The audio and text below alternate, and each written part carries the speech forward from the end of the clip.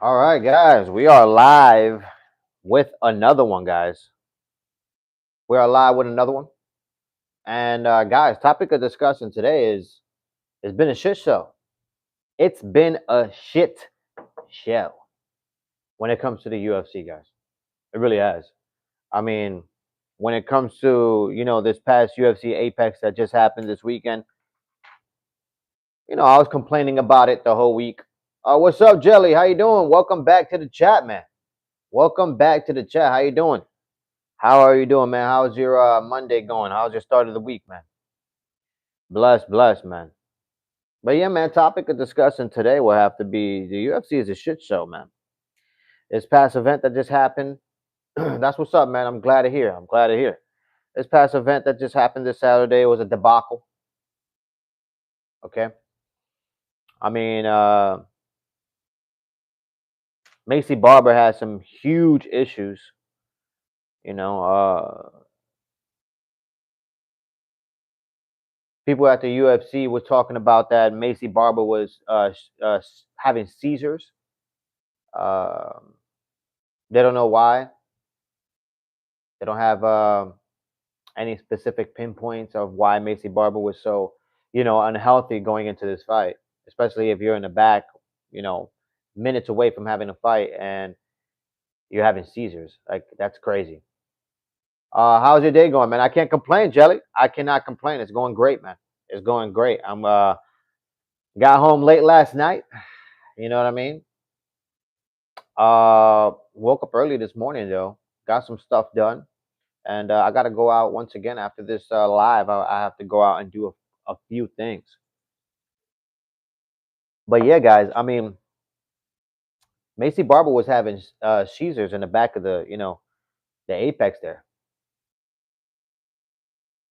That is a very sad situation, a real situation that she's gonna have to consider moving forward, with her health. To be honest with you, man, I mean, there's also people talking about the fact that Macy Barber got breast implants, and that might be the reason why she was having weight issues, and it was causing her to have more issues to get that that weight down to in order to compete. You know what I mean? Uh, I stayed up until 4 in the morning today, and then I woke up at 5:43. Hey, it happens. It happens, Jelly. It happens, Jelly. I've done that. I've done that as well. Where you just had such a good night. You stay up all night, all morning, and then you go to sleep 4 o'clock, 5 o'clock in the morning. You don't wake up till like 1, 2, 3. I totally get it. I totally get it. That's what I mean. I'm a night owl. I totally get it, man. I totally get it. Me too. I'm a night owl like you some days. But yeah, guys. I mean. She's gonna have to. Macy Barber's gonna have to reevaluate what she's gonna do with her career. I don't think she's gonna be able to make that weight. I think she's gonna have to move up. And to be honest with you, the women's bantamweight division is in shambles. There's nobody there, so Macy Barber can make a huge run at the bantamweight division. Why not? I mean, there's nobody there, guys. Guys, like and subscribe if you are new to the channel. It takes minimal effort to give me the thumbs up, so you might as well do it. And don't forget to click that bell notification, guys. It keeps us all connected in this beautiful community, man. All right, I can't do this without you guys. All right, but honestly, guys, I mean, Macy Barber's gonna have to think about it unless she could have a good diet and be able to make the fight in a healthy way. Because unfortunately, she's not making the fight healthy. She's just not. You know what I mean? And that's the issue here. That is the issue at hand. That's why I say that the UFC is a shit show right now. It really is. And I'm so glad I found out. I read somewhere on Twitter. I read somewhere on Twitter that the UFC is no longer going to be at the Apex for the next 2 to 3 months, and I'm so happy about that. So happy about that. I do not want another UFC Apex fucking event. I'm tired of that shit. All right, most of those fucking fights suck. All right, I'm just being honest. And we already saw what happened this weekend. The main event had to pull out. Okay, so I'm done with this shit show that the UFC has given us. And other topics I want to touch on is Merab's plan against Sean O'Malley. I mean, Merab's plan. I mean, I heard in a recent interview that Merab's plan is to go in there and stand up with Sean O'Malley and knock him out. And guys, if that's really his game plan, Dana White, the UFC, fucking Sean O'Malley, damn near John Anik, all those sons of bitches, bro. What's up, Gamma? 11:51 p.m. here. That's what's up, Dean. Welcome back to the chat.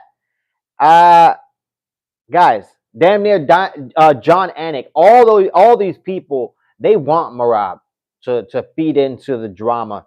They want Merab to feed into the hype, just like Belal Muhammad did against JDM. All right, Merab needs to stick to his game plan. The road to success is to be the machine. Use that relentless, takedown wrestling clinic that you usually put on your opponents. That's what you need to do. Clear as day. That is the road to success. Do not give Sean O'Malley an opportunity to win this fight, because I guarantee you guys, Sean O'Malley wins this fight. Merab will never, ever get the rematch against Sean O'Malley. Okay? And everybody is going to be surprised because Sean O'Malley, he got dominated by Merab, and then all of a sudden, you know what I mean, takes a year off, comes back, and walks right into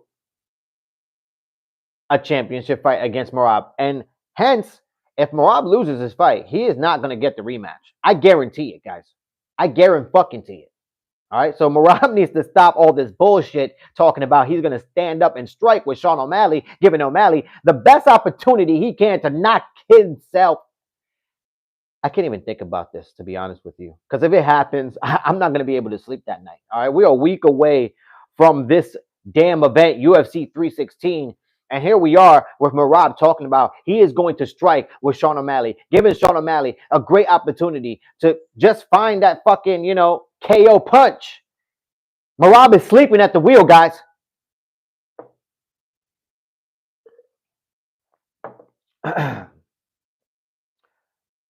Have you watched One Piece? No, One Piece. What is that? Put some respect on the machine, you nerd. I don't know who he's talking to, guys. I don't know who he's talking to, this guy, but I'm being honest, guys. If Merab goes in there and his game plan is to strike against Sean O'Malley, that's gonna be a sad story. All right, that's gonna be a sad story. You're gonna feed into, all the hype. You're gonna feed into what the fans want to see. You're gonna feed into what Dana White and the UFC want, which is, Sean O'Malley to knock out Merab, and that's not what I want. That is not what I want. Okay. What I do want is Merab to go in there, all right, implement his game plan. If you guys are not new to my short, if you guys are new to my shorts, I have shorts that I break down, specific fights, and I did break down this specific fight, Sean O'Malley against Merab, and Merab needs to not strike with Sean O'Malley, and if he does, he has to do it very, very, very intelligently. Back Sean O'Malley, against the fence. Keep Sean O'Malley on that back foot, right? And utilize that clinch game as well. That's what Merab needs to do to the road to success. All right.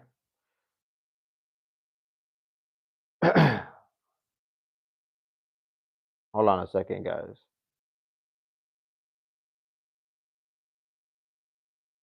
You're out of here. It's that quick, man. I love technology. You can get anybody you want right out of the chat. Cheers to that guy. Hopefully he has a good one. Fiji Water, RIP to you guys. Guys, like and subscribe if you are new to the channel. Now, another topic that I do want to touch up on is Sean O'Malley. Okay. He had a recent interview He talks specifically about his first fight with with Merab. And guys, I've never heard so many excuses in my life. And I'm being dead fucking serious, man. Like, it's one thing, it's one thing to lose the fight. Okay, it's one thing to lose the fight and chalk it up to, you know what, I need to get better. But Sean O'Malley, he pulls out all the strings, guys. He pulls out all the strings when it comes to, making excuses for himself for losing that fight against Merab the first time it went around. Guys, the Sean O'Malley says, I guess he tore his labrum 10 weeks before the fight. And then 2 weeks after he tore his labrum, he got the call from UFC that they wanted him to headline, UFC Noche, Merab versus O'Malley, first time. And Sean O'Malley says, I definitely wasn't gonna, say no to that fight. So he's going into that fight 8 weeks away from, the fight, and he has a torn labrum. He goes into the fight, he loses, gets dominated. But not only that, but distractions. He talks about distractions. He talks about how, the internet was a distraction, and this character that he's playing was a distraction. It's like, bro, you did this to yourself. What are you talking about, distraction? When you was winning, it wasn't no distraction. When you was knocking out mediocre fucking opponents, it wasn't a distraction, was it? You was on the internet chalking it all up to you're the best in the world. But now you lose in dominant fashion, and now you had a torn labrum going into the fight. You had distractions going into the fight. The internet, the character that you're playing, all these distractions plus injury on top of it were all the main causes for you to go in there and lay an egg. Go watch that first fight with Sean O'Malley, guys. Sean O'Malley, he is not a technical striker. I don't give a shit what the UFC is trying to feed you. They're trying to sell you wolf tickets when they say Sean O'Malley is a technical wizard. No, he isn't. That's the reason why they haven't put Sean O'Malley with Corey Sandhagen, because Corey Sandhagen would definitely expose Sean O'Malley for not being a technical striker, technically. Go watch that first fight with Merab. Merab, he was always in the back foot. He can't land combinations. The most combinations he landed was a 1-1-2. That is a 3-punch combination, guys. You're not going to win a fight that way. You're definitely not a technical striker, technical wizard, in my book. Out of control, guys. Out of control. It's a shit show, guys. It really is. It really is when it comes to the UFC, man. It really is. Now we got UFC 316 coming in less than a week. Tomorrow, most likely, I'll do my UFC fight predictions for this card. Another topic I do want to touch up on as well, guys. We got Kayla Harrison fighting Juliana Pena. All right. Let's talk a little bit more specifically about this fight. Juliana Pena is one of those fighters. She's been around for a very long time. Made her, her name coming up from the Ultimate Fighter, won the Ultimate Fighter. Made history by beating Amanda Nunes. Lost the belt, regained the belt.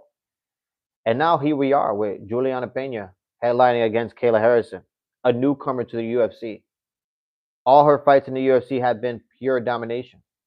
Kayla Harrison is a 2.0 version of Ronda Rousey, they say. However, Kayla Harrison, she has issues making the weight. Now, don't get me wrong. She hasn't missed, she hasn't not made weight. She's always made weight in the UFC. However, getting to that weight, that's the issue there. So I wonder if that's going to play a part, especially in a 5-round championship UFC fight. I wonder if Kayla Harrison can make the weight in a healthy manner and go all 5 rounds against Juliana Pena. a person that presses forward, uses her aggression. All right. She's going to be standing right in front of you regardless if she's getting beat or not. And Juliana Pena is not easy to finish, especially in a championship fight. So Kayla Harrison has to prepare for the utmost, best version of Juliana Pena. Kayla Harrison is going to have to go in there and go all 5 rounds. Prepare to go all 5 rounds. Prepare for a war. Prepare to get bloody. Prepare to be tired. Because that is Juliana Pena's best bet in winning this fight. Tiring Kayla Harrison out. Letting her use her muscles. Letting her use that big body that she has. And catching Kayla Harrison later in the rounds. You know what I mean? When she's tired, she's no longer fresh. It's going to be an interesting fight.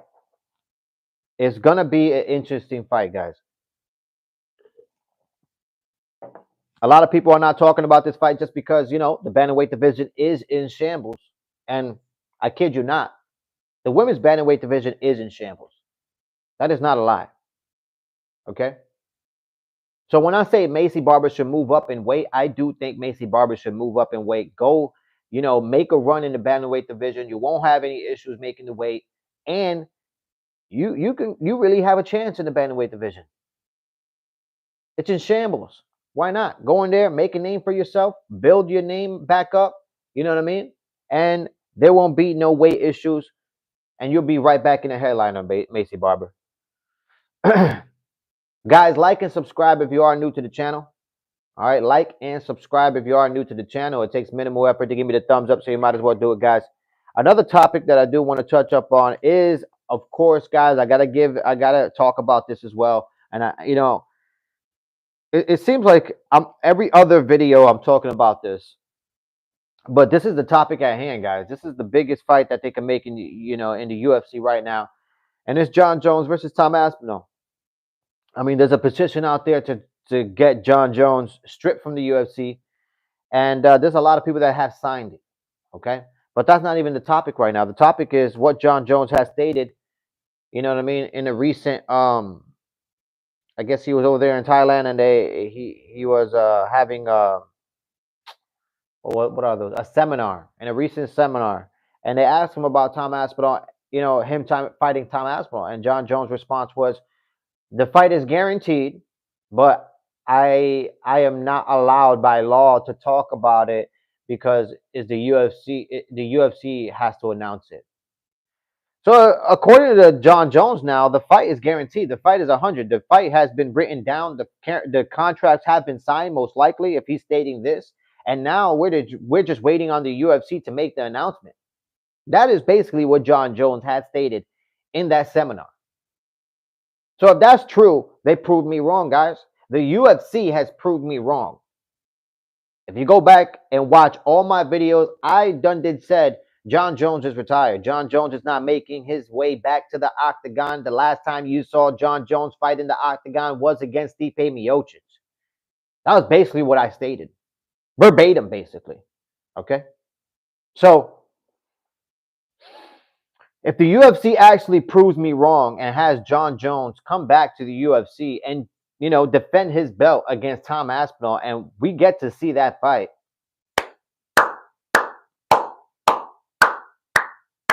give the UFC a round of applause for doing their fucking jobs. That's what you're supposed to do.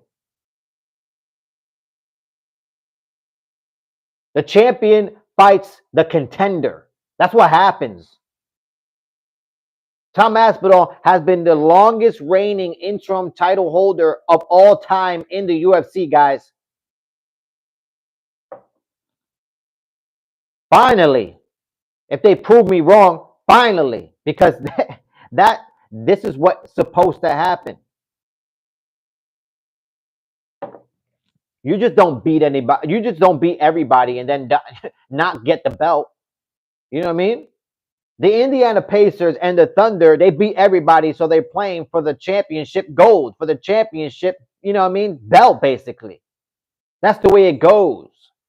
I don't know what's wrong with the UFC, man. I really don't. Like, they compare themselves to NHL, MLB, all these bigger organizations, and yet They cannot do the simple things that these organizations do, which is normalize, right? Normalize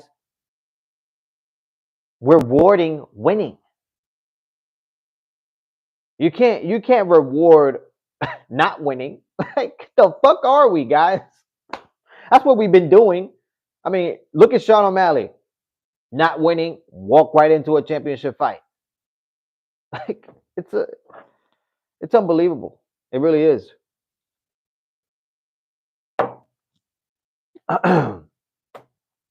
Well, another topic that I do want to touch up on right before I get out of this live, guys, because I'm most likely going to get back on the live tonight. Um, you know what? Yeah, I'm probably going to get back on the live tonight and make my UFC fight predictions a little early just to put it out there. Why not? Why the hell not? Another fight that I'm looking forward to is Kelvin Gastelum versus Joe Pfeiffer.